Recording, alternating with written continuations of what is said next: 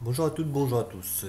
Voici une nouvelle vidéo sur Elementary OS, mais pas n'importe quelle version, il s'agit d'une version bêta, celle qui est en cours de développement. Celle-là s'appelle Freya, à peu près c'est le nom de code qui a été donné.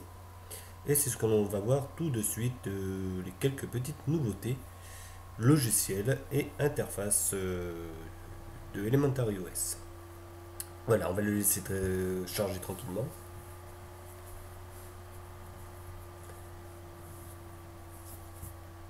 Voilà, donc là on aperçoit la page login.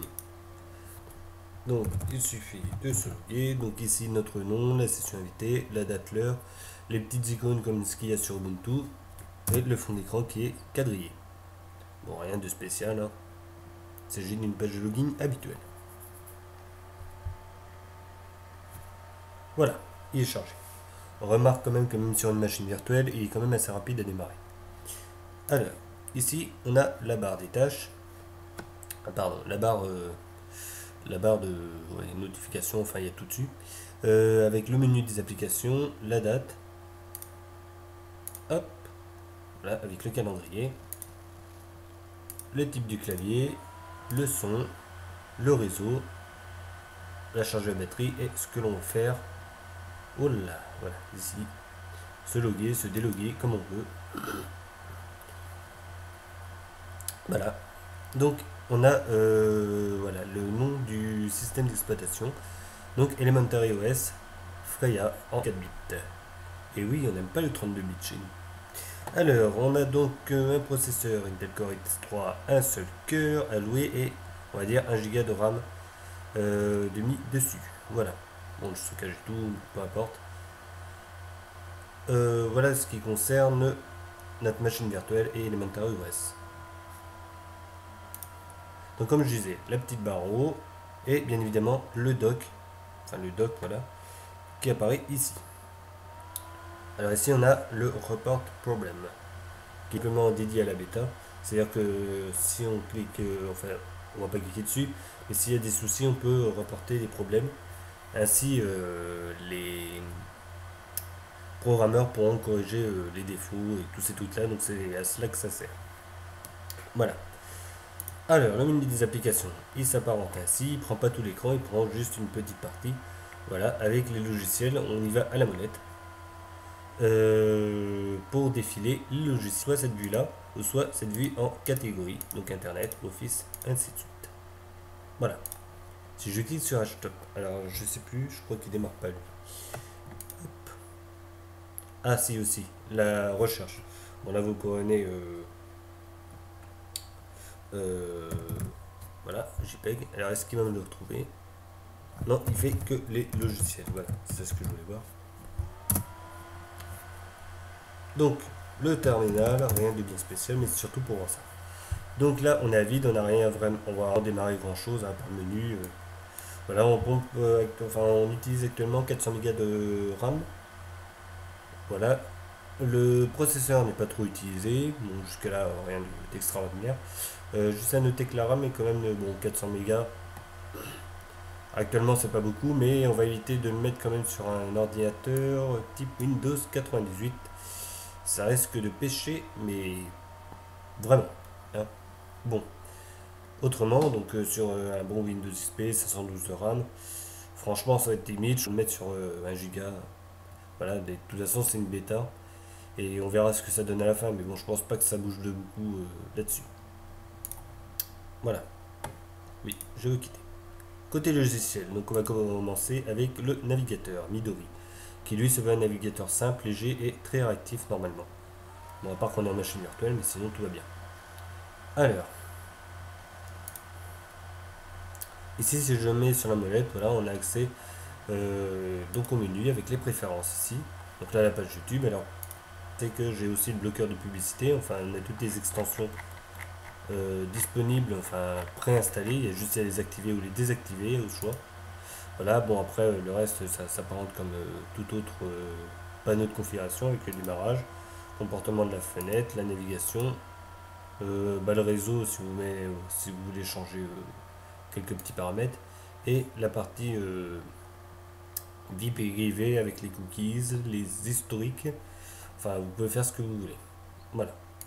Donc un menu d'options, voilà. Donc ici le menu des favoris. Bon, jusque là rien de spécial, donc je ne vais pas l'ajouter. Voilà, donc ça c'est Midori, très simple, très rapide. Il ressemble un peu à Firefox, mais en beaucoup moins complet au niveau des extensions. Sinon, à part ça, il supporte vraiment tout le reste. Donc, je crois que le HTML5, ça passe dedans. Alors, voilà. Donc, pas de souci. Quelque chose de simple, rapide et qui s'apparente vraiment à, allez, on va dire à un concurrent, Safari. Voilà, de chez Apple, parce qu'il se veut un petit peu comme Apple au niveau de l'interfaçage. Voilà, donc là, je vais le quitter. Les mails, je vais pas l'allumer, mais on a une boîte mail.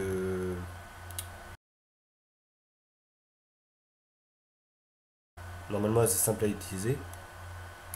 Calendrier. Voilà, il s'apparente ainsi, avec la possibilité de basculer au niveau des mois, prendre des rendez-vous, les noter tout. Alors je vais pas le faire parce que ça bug.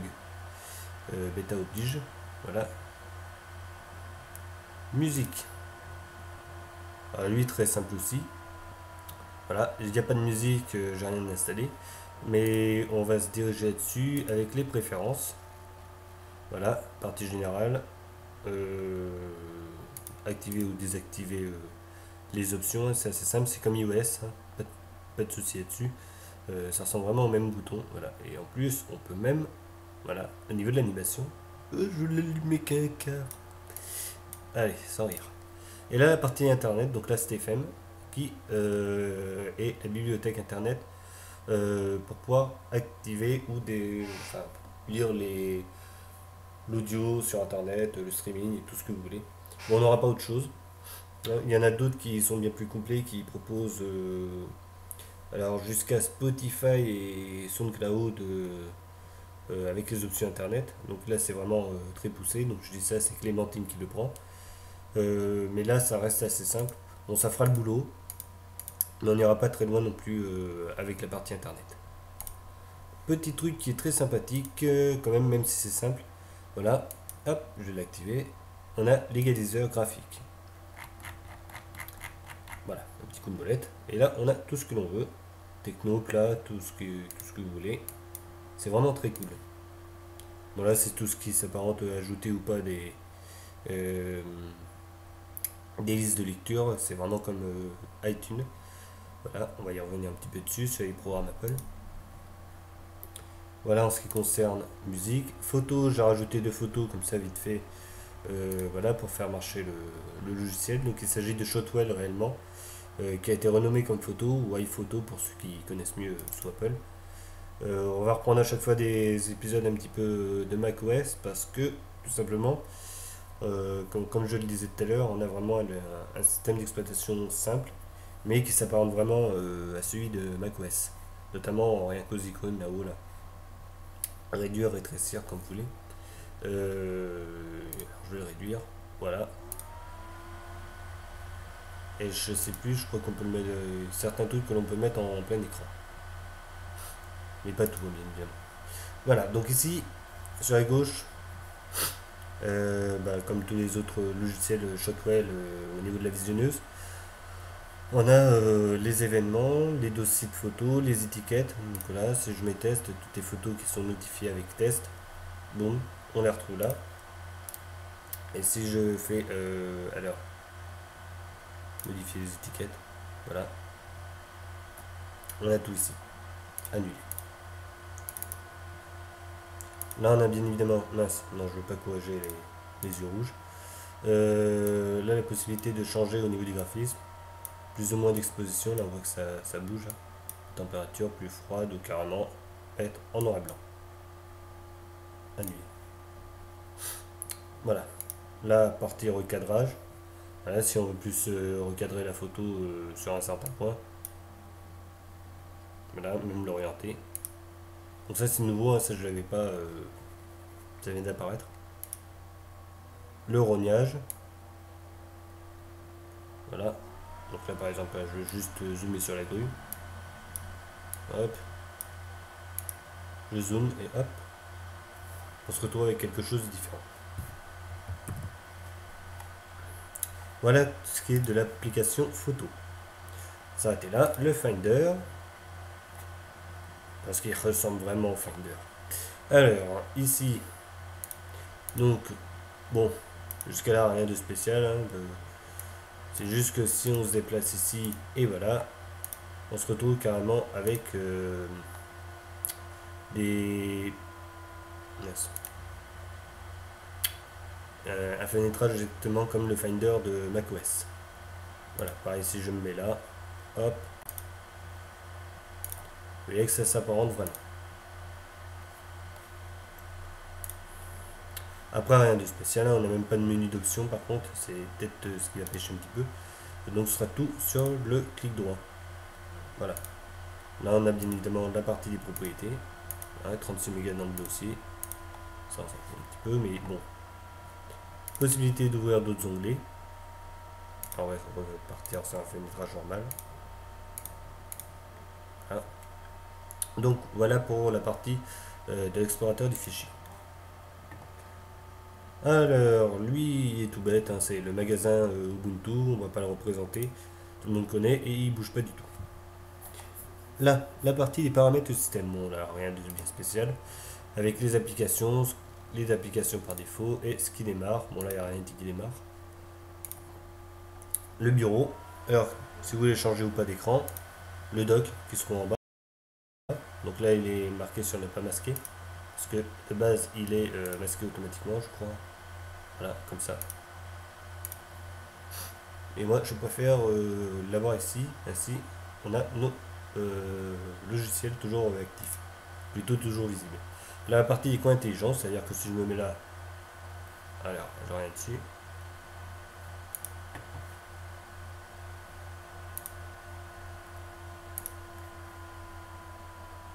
Ouais, il a planté. Normalement, il affiche le menu des applications. Et là, afficher toutes les fenêtres. Bon, là, il marche pas très bien non plus. Mais ça permet, bien évidemment, de faire apparaître plein de choses. Alors, maintenant, je fais planter ça.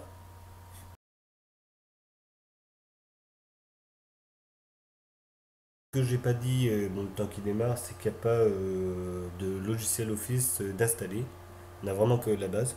Donc c'est ce que l'on va voir là, une fois que l'on aura remis ça en marche. LibreOffice, AbiWord, enfin tout ce qu'il y a de base sur Linux, ben, on ne l'aura pas. Il faudra quand même aller le télécharger, aller le chercher. Alors, hop, voilà. Donc, ce que je vous disais, si je vais là, si je vais sur Office, il n'y a rien. Voilà.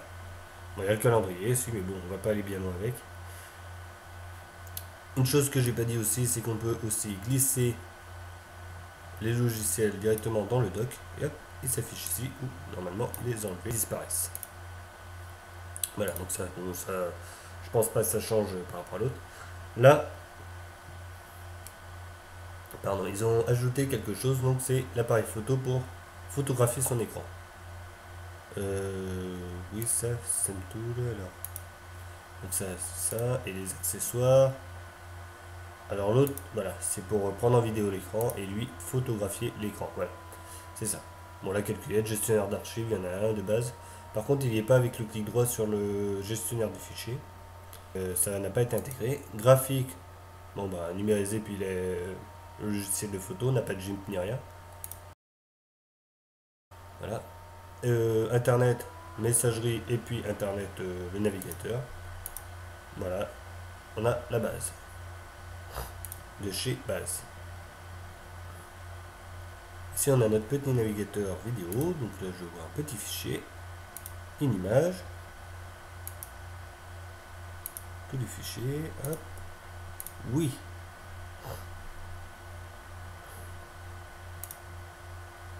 Et voilà, ainsi il se présente. On a l'image en grand, hop. Là pas grand chose, hein, bien évidemment. Donc ici pour, oups, voilà, l'audio. Je pense que normalement c'est pour choisir la langue, les sous-titres et bah, les sous-sous-titres, je sais pas, ça c'est la liste de lecture quand on a plusieurs films en cours. Ou si c'est un DVD, avoir le menu des DVD. Voilà. Voilà, voilà. Tout, de toute façon, hein. pas d'autre chose à dire. Juste une chose, le thème, j'ai pas vraiment parlé, donc je vais rallumer. Voilà. On s'aperçoit que c'est transparent, et puis dès qu'on ouvre quelque chose, voilà, ça se pacifie.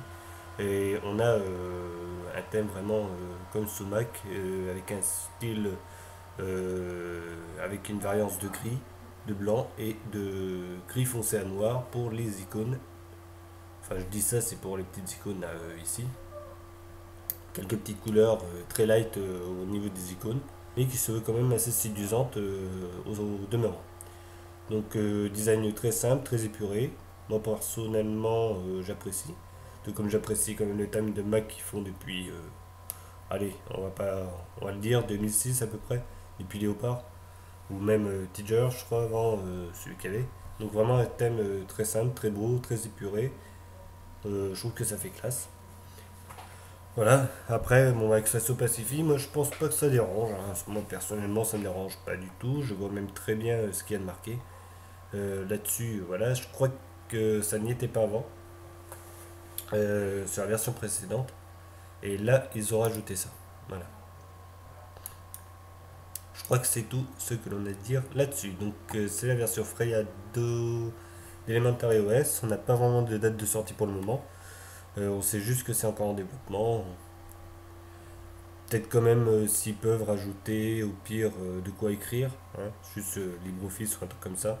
Mais c'est vraiment le seul petit truc que je dirais là-dessus. Après, bah, est-ce qu'il y a des défauts et tout? Bon, bah, le défaut, on peut pas trop dire, c'est une bêta. Bien évidemment, ça bug, on vient de le voir. Les points forts, les points faibles, on verra ça quand il sera vraiment sorti. Voilà.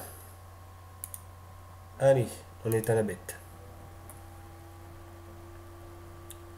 Donc en attendant qu'il s'éteigne, moi je vais arrêter la vidéo. Hop. Donc je vous dis à bientôt pour une prochaine vidéo.